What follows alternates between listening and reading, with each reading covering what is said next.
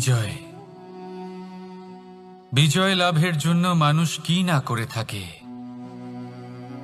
যে কোনো সম্ভাব্য প্রচেষ্টা করে, কিন্তু নিজের বিজয় লাভের জন্য বাজিতে যা ইচ্ছে তাই রেখে দেওয়া কি উচিত কাজ? কখনোই নয়। নিজের হারানো সম্মান, নিজের হারানো সম্পত্তি, নিজের হারানো অধিকার ফিরে পাওয়ার শুধু একটাই পথ রয়েছে, আর তা হলো পুরুষার্থ, দ্রুতক্রিয়া নয়। যে মানুষ নিজেই হেরে গেছে, নিজেই নিজের জয়লাভ করার জন্য অন্য কাউকে কিভাবে বাজিতে রাখতে পারে? এ হলো সম্পূর্ণরূপে অনুচিত। অনেক সময় অনেক ধন লাভ করার জন্য, অনেক সম্পত্তি লাভ করার জন্য আমরা নিজের আসল ধন, আমাদের আপনজন, তাদেরকে হারিয়ে ফেলতেও প্রস্তুত হয়ে যাই। এটা একেবারেই উচিত নয়। যত বড়ই সংকট আসুক না কেন, আমাদের আপনজনদের আমাদের সাথেই রাখা উচিত। নিজের বিজয়ের জন্য ওনাদের বাজি রাখা ঠিক নয়। এই ভুল কেউ একজন করেছেন, আপনি তা ভুলেও করবেন না। রাধা রাধা।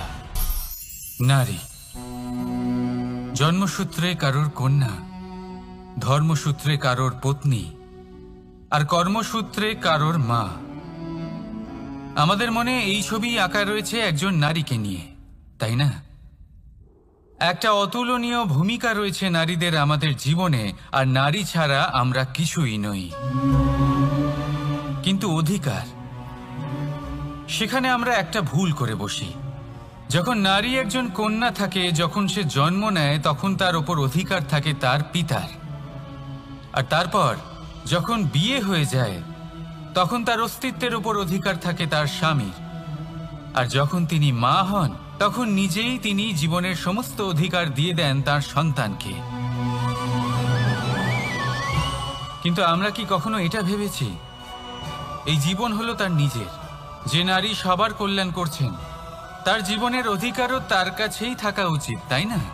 তার নিজের জীবনের সিদ্ধান্ত সে নিজেই নিতে পারেন, নিজেই নিজের ভাগ্যের রচয়িতা হতে পারেন। আর এর জন্য আমাদের নিজেদের পাল্টাতে হবে, দৃষ্টিভঙ্গি পাল্টাতে হবে। কারণ এই ধারণা সেটা আজ বা কালকের ব্যাপার নয়, এটা ঘটে চলেছে বহু বছর ধরে, আর চলতেই থাকবে যদি আমরা এটা না বদলাই। আর এটা তখনই সম্ভব হবে যখন আমরা নিজেদের মধ্যে পরিবর্তন আনব। তাই আজকের পর থেকে, এই মুহূর্ত থেকে, কোনো নারীর ওপর অকারণ অধিকার স্থাপনের আগে সহস্রবার ভেবে দেখবেন।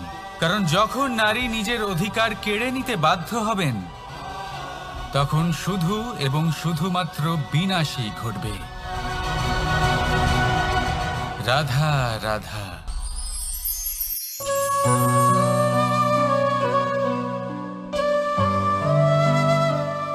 নারী,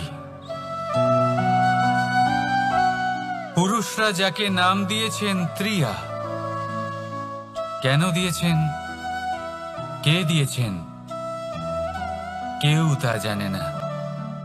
কথায় আছে, পুরুষরা ভাবেন যে ত্রিয়া, ভাবেন একরকম, বলেন অন্য কিছু, আর করেন অন্য কিছুই। কিন্তু সত্যিটা কি এটাই? আসল সত্যি হলো এটাই যে ত্রিয়া হলো সেই চরিত্রহীন পুরুষ, আর কেউ নয়।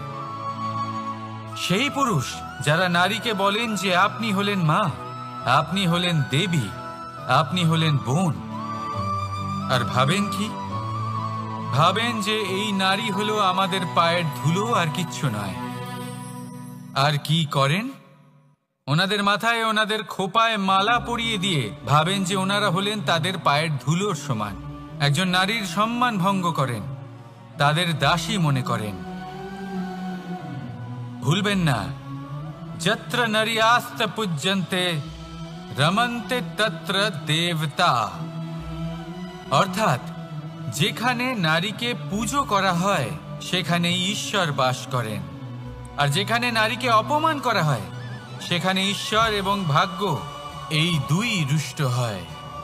মনে রাখবেন, যদি নারী কল্যাণকারী হতে পারেন, তাহলে নারী মহাচণ্ডী রূপও ধারণ করতে পারেন। যদি একজন নারী মাতা হয়ে জন্মদান করতে পারেন, তাহলে নারী মৃত্যু হয়ে বিনাশও করতে পারেন। যেখানে নারী অপমানিত হবেন, সেখানে মহান ভারতও মহাভারতের পথে অগ্রসর হতে পারে। তাই মনে রাখবেন, নারীর অপমান যেন কখনোই না ঘটে। আর যদি কোথাও নারীর অপমান হয়, তার অর্থ হলো আপনার বিনাশ আপনার দিকেই আসছে। আর এটা হলো তার প্রথম পদক্ষেপের প্রথম পদধ্বনি। রাধা রাধা।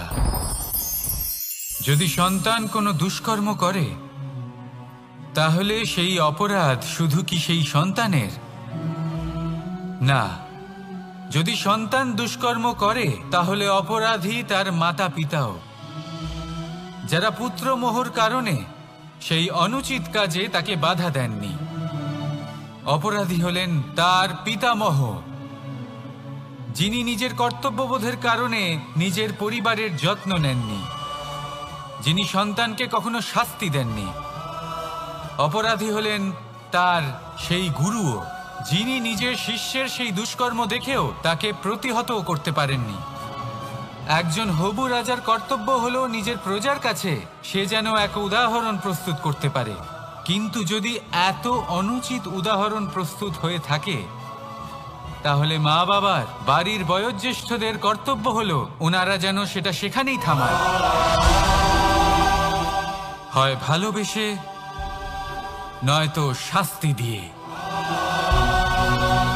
যদি না থামানো হয়, তাহলে মহাভারত অবশ্যম্ভাবী। অনেক ব্যক্তির মনে একটা প্রশ্ন জাগে আমাকে আর রাধাকে নিয়ে। বলেন যে, না আমি আর রাধা একসাথে থাকি, না আমাদের বিয়ে হয়েছে। আমি এখানে দ্বারকাতে, ও ওখানে বর্ষণাতে, তাও এত ভালোবাসা কি করে? এ কেমন সম্পর্ক? আমি তাদের একটা সহজ কথা বলতে চাই। আপনি কখনো আয়নার দিকে দেখেছেন? নিজের দুই চোখের দিকে তাকিয়ে জিজ্ঞাসা করুন, এই দুই চোখ একসাথে কেন বন্ধ হয়, একসাথে কেন খোলে, একসাথে কেন ঘুমোয়, একসাথে কেন কাঁদে? আজীবন কোনো এক মানুষের সাথে সম্পর্ক রাখা অবশ্যই সম্ভব, তাদের সাথে দেখা না করে। আমার আর রাধার ভালোবাসাও কিছুটা এরকমই, আর কিছুটা এরকমই হয় ভালোবাসা দুই নয়নের মতো, যারা কখনোই মিলিত হবে না, কিন্তু চিরকালের জন্য একসাথে জুড়ে থাকবে। এই অনুভূতি নিঃস্বার্থ হয়, আর এই নিঃস্বার্থ ভালোবাসা আপনাকে আনন্দের পথে অগ্রসর করে। জীবনে সবসময় নিঃস্বার্থভাবে ভালোবাসুন, শুধুমাত্র আনন্দই পাবেন। তাহলে আসুন আমার সাথে নিঃস্বার্থভাবে ভালোবেসে বলুন, রাধা রাধা। মানুষ, কোনো ব্যক্তির নির্মাণ হয় কিভাবে? কেউ বলবেন পঞ্চতত্ত্বের দ্বারা, কেউ বলবেন আত্মা, দেহ ও চেতনার দ্বারা, কেউ বলবেন ঈশ্বরের কৃপার দ্বারা, তো কেউ বলবেন এই প্রকৃতির পরীক্ষার দ্বারা। না, মানুষের নির্মাণ হয়ে থাকে বিশ্বাস দ্বারা। ব্যক্তি তখনই গড়ে ওঠেন যখন ব্যক্তিত্ব থাকে, ঠিক কিনা? আর ব্যক্তিত্ব তখনই হবে, আর সেরকমই হবে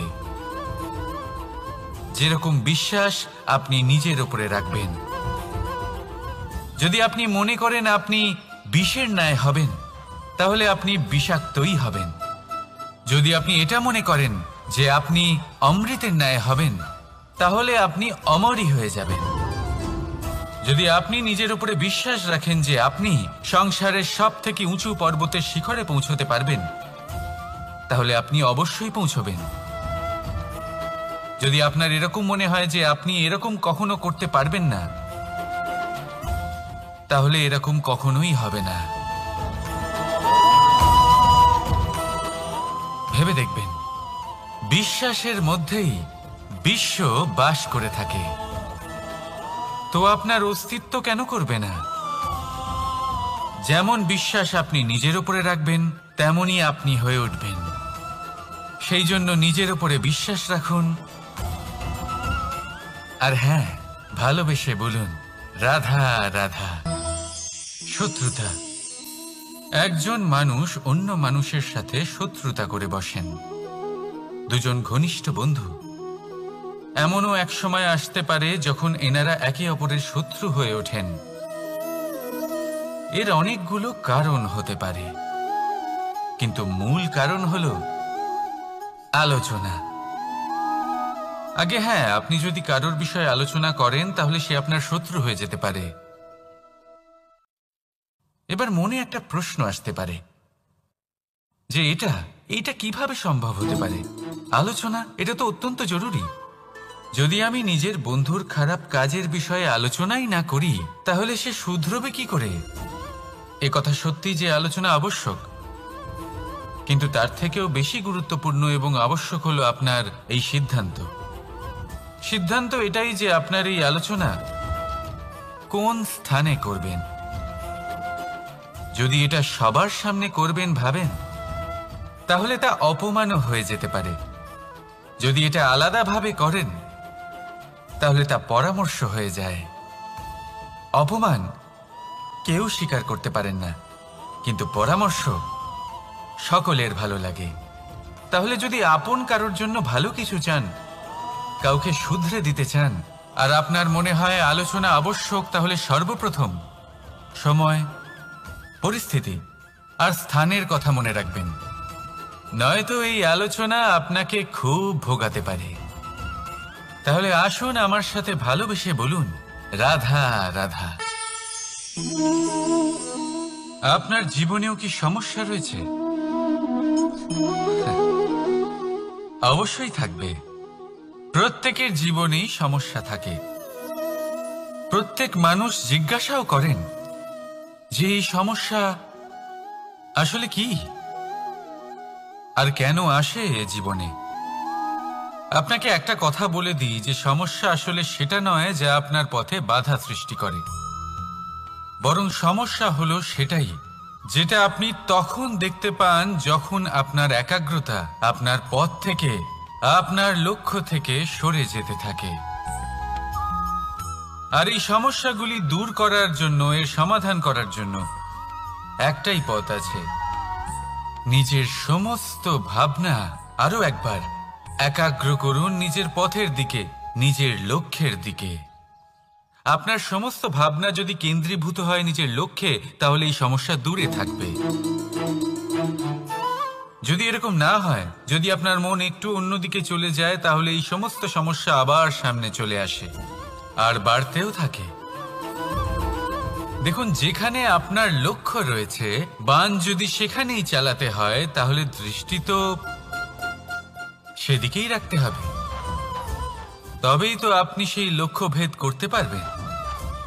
সেই জন্য মনে রাখবেন, সর্বদা লক্ষ্য রাখবেন নিজের পথে, সেই পথেই সামনে এগোতে থাকুন নিজের লক্ষ্যের দিকে।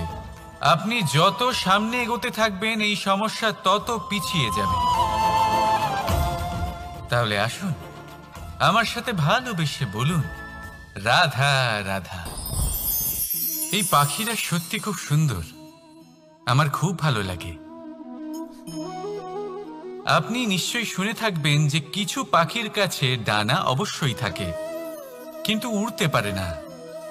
তারা চায় উঁচু আকাশে উড়ে বেড়াতে এবং মেঘেদের সাথে কথা বলতে, করতেই পারে না। এবার এই সংসারেও পাওয়া যায় ঘুড়িও। এদের মধ্যে না জীবন আছে, না প্রাণ আছে, আর না আছে ডানা, কিন্তু এরা আকাশের সাথে কথা বলে, হাওয়ার বেগের সাথে কথা বলে, আনন্দ করে, উৎফুল্ল হয়ে ওঠে। আকাশে জীবনের কিছু মুহূর্ত কাটায়। তার কারণ কি হতে পারে? কারণ হলো সুতো। এই সুতো যদি সঠিক হাতে থাকে, তাহলে এই কাগজের তৈরি ঘুড়িও আকাশের উচ্চতায় উড়ে বেড়াতে পারে। এবার এই সুতো আসলে কি? এই সুতো হলো আসলে ভালোবাসা, এই সুতো হলো আসলে বিশ্বাসের। আর এটা আপনি দিয়ে থাকেন তাদের হাতে যাদের আপনি বিশ্বাস করেন, যাদের আপনি নিজের সর্বস্ব দিয়ে দেন। ভেবে দেখুন, এই ভালোবাসা আর বিশ্বাসের সুতো আপনি যদি সঠিক মানুষের হাতে দিয়ে দেন, তাহলে আপনি অনেক উচ্চতায় উঠতে পারবেন, আকাশের উচ্চতায় উড়ে বেড়াতে পারবেন, মেঘের সাথে কথা বলতে পারবেন, পাখিদের মতো উড়তে পারবেন, যা ইচ্ছে তাই করতে পারবেন। শুধু এই মানুষ সঠিক হতে হবে, এমন একজন মানুষ যার মনে আপনার জন্য ভালোবাসা রয়েছে, এমন এক মানুষ যার মনে কোনো স্বার্থ নেই, যিনি পরোপকারী, এমন একজন ব্যক্তি যিনি আপনার অস্তিত্বকে বাইরে নিয়ে আসতে পারবেন, তাকে উজ্জ্বল করে তুলবেন। তাহলে ভালোবাসুন, আনন্দ করতে থাকুন, আর এই আনন্দ সহকারে বলুন, রাধা রাধা। আমরা সকলে এমন ব্যক্তির সাথে থাকতে চাই যারা খুব মিষ্টি কথা বলেন, যাদের ব্যবহার আমাদের ভালো লাগে, যারা দেখতে সুন্দর হন, যাদের আমরা পছন্দ করি। আর সবসময় এমন ব্যক্তির থেকে দূরে থাকতে চেষ্টা করি যাদেরকে আমরা পছন্দ করি না, যাদের কথা আমাদের খারাপ লাগে, যাদের কথা একটু কঠোর হয়। আমরা সবসময় চেষ্টা করি এদের থেকে দূরে থাকার, ঠিক কিনা? কিন্তু যদি বাস্তবটা দেখি, তাহলে এই কঠোরতা জীবনে শান্তির প্রলেপ দেয়। ওষুধও একটু কড়াই হয়, কিন্তু এ কি করে? আমাদের সুস্থ করে তোলে। ঠিক সেইভাবেই ভালোবাসার এই অধ্যায় একটু কঠিন, একটু কড়াও মনে হতে পারে, কিন্তু এর ফল সবসময় আপনাদের স্বাস্থ্যের পক্ষে ভালোই হয়। সেই জন্য যদি কেউ আপনার নিন্দে করে, আপনাকে কড়া কথা শোনায়, আপনার ব্যাপারে আলোচনা করে, তার মানে এটা নয় যে সে আপনার শত্রু। হতে পারে তিনি আপনার বন্ধু হন, আপনার জন্য ভালো চান, আপনাকে শুধরে নিতে চান, আপনার মধ্যে কোনো পরিবর্তন দেখতে চান। সেই জন্য কখনো কারোর কথা শুনে বা কাউকে দেখে প্রাথমিকভাবে এই সিদ্ধান্ত নেবেন না যে তিনি আপনার শত্রু হন নাকি আপনার বন্ধু হন। এমনও শত্রু হয়ে থাকেন যে গুড়ের মতো মিষ্টি মিষ্টি কথা বলে আসলে আপনাকে বিষ পান করিয়ে দেবেন। আর এমনও বন্ধু থাকেন যারা আসলে নিমের মতো কড়া কথা বলেন কিন্তু আপনাকে অমৃত পান করান। এদের মধ্যে পার্থক্য করতে জানতে হবে, কে আসলে শত্রু হন আবার কে আসলে মিত্র হন। এই পার্থক্য যখন আপনি করতে শিখবেন, তখন আপনি এই সংসারের সব থেকে সুখী প্রাণী হয়ে উঠবেন। এই পার্থক্য বোঝা সহজ নয়, কিন্তু অবশ্যই আবশ্যক। রাধা রাধা। অসুখ। এমন কোনো মানুষ আছেন এই সংসারে যার অসুখ করে না? প্রত্যেক মানুষ কখনো না কখনো অবশ্যই অসুস্থ হয়েছে, তার এই শরীর রোগের শিকার অবশ্যই হয়েছে। এবারে দেখুন, এই রোগ আসে আবার এই রোগ চলেও যায়, কিন্তু সেই রোগ আমাদের কষ্ট দিতে কেন সক্ষম হয়? কারণ হলো স্বচ্ছতা। যদি এই স্বচ্ছতা শরীরে না থাকে, তাহলে মানুষকে শারীরিক কষ্ট পেতেই হবে। ঠিক সেইভাবেই অত্যন্ত প্রয়োজনীয় হলো এই স্বচ্ছতা যেন মনেও থাকে। যদি এই স্বচ্ছতা মনে না থাকে, তাহলে মানুষ চারিত্রিকভাবে কষ্ট সহ্য করেন। এবারে নিবারণ কি হতে পারে? বড়ই সহজ এর উপশম। যদি রোগ শরীরে হয়, তাহলে সর্বপ্রথম স্বচ্ছতা বজায় রাখতে শিখুন, এই শরীরকে পরিষ্কার রাখতে শিখুন। বিচক্ষণতার সাথে এই রোগের সম্মুখীন হন, ভয় পাওয়ার কোনো দরকার নেই। ব্যায়াম করতে থাকুন, সব ঠিক হয়ে যাবে। সেইভাবেই যদি এই অসুখ মনে হয়, তাহলে কি করা যায়? সর্বপ্রথম তার আধারের উপরে নজর দিন। আপনার এই আধারই হলো আপনার আহার। যা আপনি আহার করবেন সেরকমই মানুষ হয়ে উঠবেন। সেইভাবেই আপনি যেরকম ভাবেন সেরকমই মানুষ হয়ে উঠবেন। সেই জন্য নিজের ভাবনাকে শুভ করুন, নিজের দৃষ্টিভঙ্গিকে শুভ করে তুলুন, সব কিছু সঠিক হবে। আপনার আমার সবার মধ্যেই এক রাক্ষস বাস করে, তার সম্মুখীন হন, তাকে পরাস্ত করুন। তাহলে এই রোগ সে শরীরেই হোক বা মনের মধ্যে, যদি সঠিক সময় তাকে আটকানো না যায়, তাহলে যে কোনো সময় তা মহামারীর রূপ ধারণ করবে। সেই জন্য সাবধানে থাকুন, সুস্থ থাকুন। তাহলে আসুন আমার সাথে ভালোবেসে বলুন রাধা রাধা। বাজ পাখিকে পক্ষীরাজ বলা হয়। বাজের আয়ু হলো মোটামুটি 70 বছর। এবার 40 বছর হতে হতেই ওদের পালক লম্বা এবং ভঙ্গুর হয়ে যেতে থাকে, ঠোঁট বেঁকে যায়, ডানা ভারী হয়ে যায়, অর্থাৎ আগের মতো উড়তে পারে না, সেই শক্তি থাকে না। এবার সেই বাজ কি করবে? বাজ সব থেকে কঠিন নির্বাচন করে, নির্বাচন নিজের পুনর্স্থাপনার। সর্বপ্রথম একটা বিশাল পর্বতে যায়, একান্তে নিজের এক বাসস্থান তৈরি করে, আর তারপরে পাথরের সাথে নিজের ঠোঁট বারবার আঘাত করতে করতে সেই ঠোঁট ভেঙে ফেলে। তারপরে সে অপেক্ষা করে সেই ঠোঁট পুনর্নির্মাণ হওয়ার। তারপর সেটাই করে নিজের পালকের সাথে। তারপরে নিজের ডানা থেকে এক এক করে ভারী পালকগুলো ছিঁড়ে ফেলে দেয়। আর তারপর 150 দিনের এই যন্ত্রণা সহ্য করার পরে ও ফিরে পায় নিজের ওড়বার অনন্য ক্ষমতা, সেই শক্তি। আর তারপরে ও জীবনের পরবর্তী 30 বছর বাঁচে। কি বুঝলেন আপনি? যদি ইচ্ছে শক্তি থাকে তাহলে একজন দুর্বলও শক্তিশালী হতে পারে। আপনিও এটাই করুন, নিজের অতীতের যন্ত্রণার বোঝাগুলিকে ত্যাগ করুন আর কল্পনার খোলা আকাশে উন্মুক্ত হয়ে উড়ে বেড়ান। নিজের পুনর্স্থাপনা করুন, তবেই সর্বশ্রেষ্ঠ হতে পারবেন। আর মনে রাখবেন, এই ছোট ছোট পদক্ষেপই বড় বড় শিখরে পৌঁছে দিতে পারে। তাহলে আসুন আর আমার সাথে ভালোবেসে বলুন রাধা রাধা। আপনি কি কখনো জলকে নিজের মুঠোতে ধরে রাখার চেষ্টা করেছেন?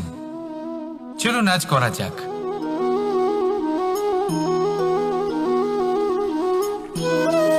যদি আপনি নিজের মুঠো জোরে বন্ধ করেন, জল ধরে রাখতে পারবেন না। যদি আপনি তাকে এমনি বইতে দেন, তাহলে ও নিজের পথ নিজেই করে নেবে আর আপনার হাতেও থেকে যাবে। আমাদের জীবনও হলো কিছুটা এরকম, জলের মতো। নিজের পথ নিজেই করে নেয় এই জীবন। প্রত্যেক সমস্যার সমাধান নিজেই করে নেয় এই জীবন। তাই জীবনে যখন কোনো পরিস্থিতি আমাদের প্রতিকূল হয়ে থাকে, কিছুই হয়তো আমরা বুঝতে পারছি না, কিছুই যখন বসে থাকে না, তখন আমরা হতাশ হয়ে পড়ি, নিরাশ হয়ে পড়ি। আর এটাই করা উচিত নয়। শান্ত মনে দেখতে হবে যে এই জীবনে আসলে কি ঘটে চলেছে। কষ্ট সবাই ভোগ করেন। কষ্ট পেলে কেউ রেগে যান, রেগে গিয়ে পরাক্রম দেখান। এটাই তো করা উচিত নয়। শান্ত মনে সেটাই করতে হবে যা জীবন আমাদের শেখাতে চাইছে। জীবন আমাদের সব শিখিয়ে দেবে, শুধু মনে রাখবেন কখন প্রয়াস করতে হবে আর কখন আমাদের প্রতীক্ষা করতে হবে, সেটা আগে আপনাকে বুঝতে হবে। তাহলে আসুন আমার সাথে ভালোবেসে বলুন রাধা রাধা। বল, শক্তি, পরাক্রম এই সংসারের বিকাশের মূল। কিন্তু কখনো ভেবেছেন যে প্রকৃতি আমাদের এই বল, শক্তি, পরাক্রম কেন দিয়েছেন? যাতে আমরা জীবনে কারোর উদ্ধার করতে পারি, কাউকে সাহায্য করতে পারি, কারোর জন্য ভালো কিছু করতে পারি, কোনো গরিব অসহায় মানুষের জন্য কিছু করতে পারি। এই বল, এই শক্তির সদ্ব্যবহার করতে পারি। কখনো দেখেছেন এমন মানুষ যার কাছে অসীম শক্তি আছে, কিন্তু তার সাথেই অসম্ভব অহংকারও রয়েছে? যিনি নিজেকে সর্বশ্রেষ্ঠ বলে মনে করেন, খারাপ কাজও করেন। আপনি দেখবেন প্রকৃতি এবং মানুষ তাকে ভাঙতে সর্বদা চেষ্টা করেন। মনে রাখবেন, যতই সুবিশাল পর্বত হোক না কেন, তা যদি পথে পড়ে, তাকে ভেঙে পথ প্রশস্ত করা হয়। যদি আপনার কাছে বল থাকে, শক্তি থাকে, পরাক্রম থাকে, তাহলে তার সদ্ব্যবহার করুন, কাউকে সাহায্য করুন, কাউকে রক্ষা করুন। যদি আপনি আপনার শক্তির দুর্ব্যবহার করেন, তাহলে মনে রাখবেন আপনি নিজের বিনাশ নিজেই আমন্ত্রণ করছেন। এবার বল অর্জন করার পরে, শক্তি অর্জন করার পরে আপনি নিজেকে বিনাশ করতে চান নাকি এই সংসারের উদ্ধার করতে চান, সিদ্ধান্ত আপনার। রাধা রাধা।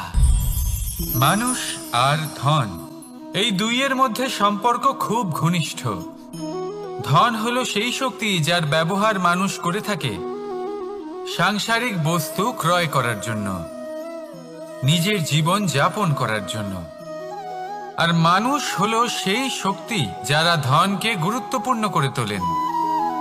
এবার একটা কথা বলি, ব্যবহার করা উচিত ধনকে আর ভালোবাসা উচিত মানুষকে। এটা বেশিরভাগ মানুষই বোঝেন না। মানুষ এখানেই সব থেকে বড় ভুল করে বসেন। তারা ভালোবাসেন ধনকে আর ব্যবহার করেন মানুষকে। এ হলো অনুচিত। দেখুন, আপনি একটা সূচের দ্বারা যুদ্ধ করতে পারবেন না, আর কোনো তলোয়ার দ্বারা বস্ত্র সেলাই করতে পারবেন না, তাই না? কোনটা কিসের জন্য হয় সেটা বোঝা অত্যন্ত জরুরি। আপনিও সঠিক দিকে অগ্রসর হন। মানুষকে ভালোবাসুন আর ধনকে ব্যবহার করুন। যদি আপনি মানুষকে ব্যবহার করেন তাহলে আপনি ভালোবেসে ফেলবেন ধনকে, আর এই ভালোবাসা ধীরে ধীরে পরিণত হবে লোভে, আর ধীরে ধীরে এটা আপনাকে বিনাশ করে দেবে। তাহলে সমস্ত মানুষকে ভালোবাসুন আর এইভাবে ভালোবেসে বলুন, রাধা রাধা। সাফল্য কে না চান? সাফল্য লাভ করার, শিখরে পৌঁছানোর আলাদাই একটা আনন্দ রয়েছে। আর আপনজনদেরও কে না চান? প্রত্যেক মানুষ চান যেন জীবনে তার কোনো আপনজন থাকে যারা সবসময় তাদের সাথে থাকবে, কারণ আপনজনের সাথেই তো সাফল্যের আনন্দ সব থেকে বেশি পাওয়া যায়। কিন্তু আসলে কি হয়, অনেক সময় সাফল্যের খোঁজে সেই পথে চলতে চলতে আমরা আপনদের থেকে দূরে চলে যাই। না চাইতেও দূরে চলে যেতে হয়, ওনাদের সাথে সময় কাটাতে পারি না। আর আমরা ভুলে যাই যে সাফল্যের আসল আনন্দ আপনজনদের সাথেই পাওয়া যায়। সফল হওয়ার পরে আপনদের সাথে দেখা হলে তাদের চোখে আমাদের জন্য যে আবেগ থাকে, যে সম্মান, যে প্রেম থাকে, সেটাই হলো আসল পুরস্কার। আমরা সেই কথা ভুলে যাই এবং একা হয়ে পড়ি। বেশিরভাগ সময় এটাই হয়। বেশিরভাগ সময় সফল মানুষগুলি একা হয়ে যান। এবার আপনি কি চান? আপনি অসফল হয়ে দিনগুলি একাকিত্বে কাটাতে চান, নাকি সফল হয়ে আপনজনদের সাথে আনন্দে থাকতে চান? সেই সিদ্ধান্ত আপনার। সাফল্যের পেছনে ছুটুন, নিজেকে উজাড় করে দিন, কিন্তু আপনজনদের সঙ্গ ত্যাগ করবেন না। সেই আপনজন যারা আপনার সাফল্যের জন্য দায়ী, সেই আপনজন যিনি আপনার সাফল্যে আনন্দ পান, সুখ লাভ করেন, তাদের কখনো ত্যাগ করবেন না। আসুন আমার সাথে ভালোবেসে বলুন, রাধা রাধা। ভগবান আর ভক্ত যখন এক আকার হয়ে যায়, যখন ভক্ত তার ভগবানের প্রতি এবং নিজের জীবনের উদ্দেশ্যের প্রতি সম্পূর্ণরূপে সমর্পিত হয়, তখন জন্ম নেয় ভক্তি। এই সংসারের সমস্ত আশা হয়তো আপনার সঙ্গ ত্যাগ করে দিতে পারে, তখনও ভক্তি সাথে থাকবে। ভক্ত আর ভগবান যখন এক আকার হয়ে যায়, তাদের মধ্যে কোনো পার্থক্য থাকে না। তারা এক হয়ে যায়, এক ব্যক্তিত্ব, এক অস্তিত্ব। সেই জন্য কখনো জীবনে যে কোনো রূপেই, যে কোনো প্রকারেই, যে কোনো ঈশ্বরকে মান্য করুন। মনের মধ্যে শ্রদ্ধা ভাব জাগ্রত করুন, মনে ভক্তি ভাব জাগ্রত করুন। এই সমগ্র সংসারে সব কিছু আপনাকে ছেড়ে চলে গেলেও তখনও এই ভক্তি শুধুমাত্র আপনার উত্থান ঘটাবে। তাই মনে ভক্তি জাগ্রত করুন আর আমার সাথে ভালোবেসে বলুন, রাধা রাধা। শব্দই হলো শূন্য, শব্দই হলো আরম্ভ, শব্দই হলো অন্ত, শব্দই হলো অমর, শব্দই হলো ব্রহ্ম। এই শব্দ হলো অত্যন্ত বিশেষ। কেউ কাঁদলে তাকে হাসিয়ে তোলে, কেউ হাসলে তাকে কাঁদিয়ে দেয়। কারোর মনে উদ্দীপনা জাগিয়ে তুলতে পারে, আবার কারোর মনে কাঁটা হয়ে বিঁধে থাকতে পারে। একটা অত্যন্ত গুরুত্বপূর্ণ কথা যা বোঝা অত্যন্ত আবশ্যক।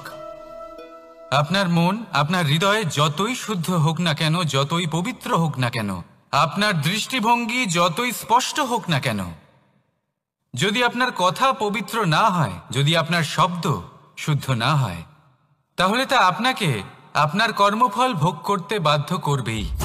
একটা সহজ উদাহরণ দিই। আপনার জীবনে এমন কেউ অবশ্যই থাকবেন যাকে আপনি পছন্দ করেন না, যিনি হয়তো অধর্মী মানুষ, যিনি হয়তো দুর্বুদ্ধি সম্পন্ন মানুষ, কিন্তু তার জন্য অপশব্দ প্রয়োগ করলে তার মধ্যে কোনো পরিবর্তন আসবে না, তার মানসিকতা বদলাবে না, শুধু মনে প্রতিশোধ স্পৃহা জেগে উঠবে, মনে হিংসা জাগবে, আর কিচ্ছু নয়। সেই জন্য নিজের শব্দকে নিয়ন্ত্রণ করুন, নিজের কথা সংযত করুন। শ্রেষ্ঠ থেকে শ্রেষ্ঠতর মানুষকেও সাবধানী হতে হয়, কারণ যদি এই শব্দের প্রয়োগ সঠিক না হয়, তাহলে আজীবন মানুষকে নির্বাক হয়ে থাকতে হতে পারে। তাহলে নিজের শব্দ নিয়ন্ত্রিত রাখুন, নিজের কথাকে শুভ করুন, এতে প্রেমবোধ জাগিয়ে তুলুন, আর সেই প্রেমবোধ নিয়েই বলুন রাধা রাধা। বরদান এবং অভিশাপ, এই দুই হলো একই মুদ্রার দুটি পিঠ। এই বরদান আমরা অনেক কারণে পেতে পারি, কখনো নিজের পরিশ্রমের কারণে, কখনো নিজের তপস্যার কারণে, কখনো আমাদের পূর্বপুরুষদের কর্ম ও তপস্যার কারণে। কিন্তু এই বরদান কতক্ষণ বরদান থাকবে তা আমরা নিশ্চিত করতে পারি না, তা সুনিশ্চিত করে শুধুমাত্র আমাদের কর্ম। যদি আপনাকে উদাহরণ দিই, আপনি রেশমের কীট দেখেছেন? ও বরদান পেয়েছে যে ও নিজের সুরক্ষার জন্য খোলস বানাতে পারে। এবারও তাতে এত মত্ত হয়ে যায় যে এমন এক আবরণ বানিয়ে ফেলে যাতে সে নিজেই আবদ্ধ হয়ে চাপা পড়ে মরে যায়। এটার তাৎপর্য কি? তাৎপর্য খুবই সরল। গর্ব করা খুবই ভালো, কিন্তু অহংকার করা কখনোই উচিত নয়। যদি অহংকার মনের মধ্যে প্রবেশ করে, তাহলে এই বরদান অভিশাপে পরিণত হতে সময় লাগে না। আর যদি কর্মশ্রেষ্ঠ হয়, তাহলে অভিশাপ বরদানে পরিণত হয়। তাহলে আসুন, শ্রেষ্ঠ কর্ম করুন আর আমার সাথে ভালোবেসে বলুন রাধা রাধা। সুখ, দুঃখ, মৃত্যু, মহামারী, এগুলো কখনো বলে আসে না, আবার জিজ্ঞাসা করেও আসে না। এমনই হয় দ্রুত ক্রীড়ার এই খেলায়। এক কারাগারের মতো, একটা মাকড়সার জালের মতো। যেমন একটা মাকড়সার জাল একটা পোকাকে নিজের দিকে আসতে আকর্ষিত করে, নিজের চমকের দ্বারা, নিজের গঠন দ্বারা, সেরকমই দ্রুত ক্রীড়ার এই খেলা মানুষকে নিজের দিকে আসতে প্ররোচিত করে। শেষে গিয়ে মানুষ আটকা পড়ে।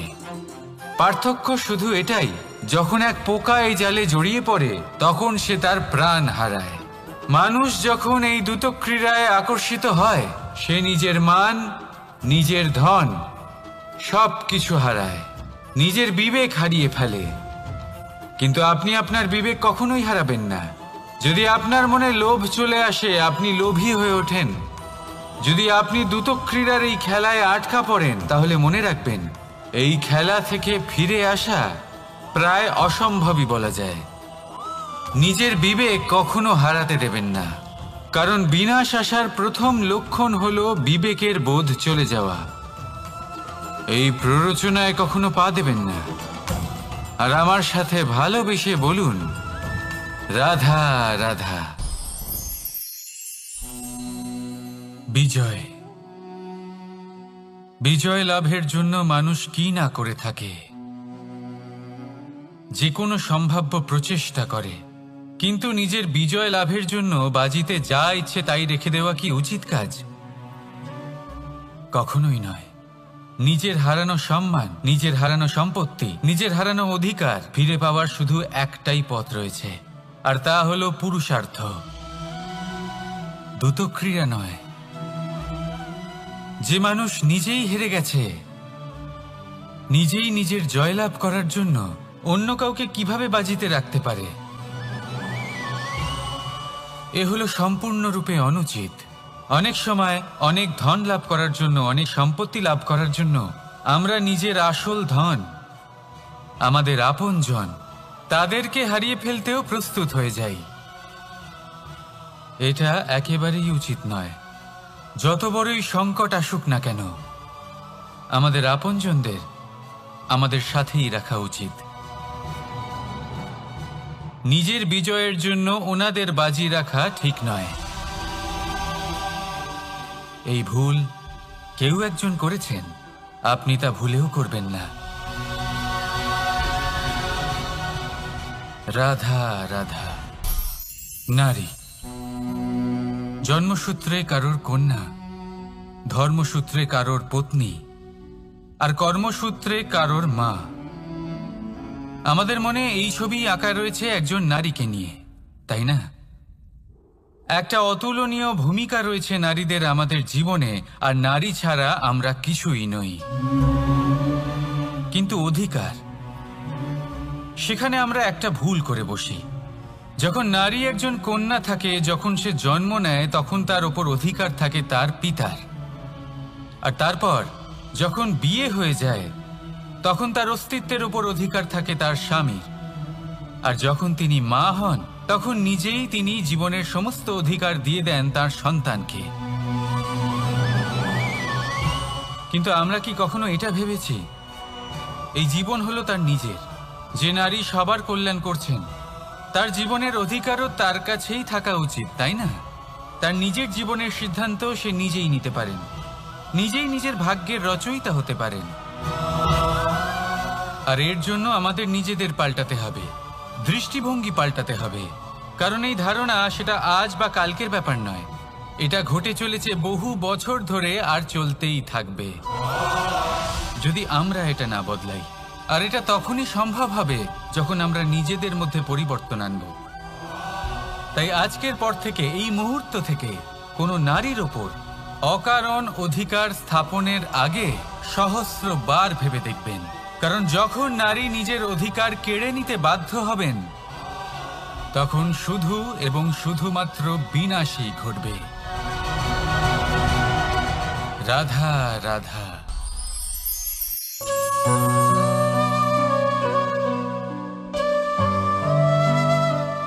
নারী,